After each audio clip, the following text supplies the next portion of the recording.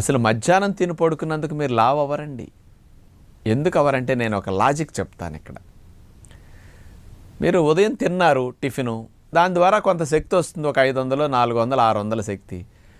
మీరు మధ్యాహ్నం వరకు పని చేసుకున్నారు కాబట్టి అది ఖర్చు అయిపోతుంది, అది కొవ్వుగా మారటానికి మిగిలిలా. మధ్యాహ్నం భోజనం చేస్తున్నారు, భోజనం చేశాక ఒక గంట పడుకున్నా, గంటన్నర పడుకున్నా, లేచాక మళ్ళీ సాయంకాలం వరకు పని చేస్తామండి.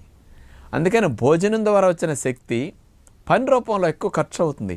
పడుకుంటే గంట ఖర్చు అయ్యేది గంటకు 60 క్యాలరీలు. పని చేసుకుంటూ ఉంటే ఇంట్లోని ఆఫీసులు అటు ఇటు తిరుగుతూ గంటకు 120 నుంచి 150 క్యాలరీలు.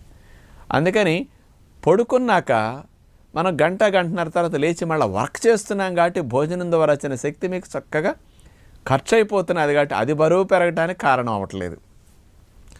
మీరు స్నాక్స్ తింటారు, మళ్ళీ రాత్రి వరకు పని చేసుకుంటున్నారు, తిరుగుతున్నారు, టీవీ చూస్తున్నారు.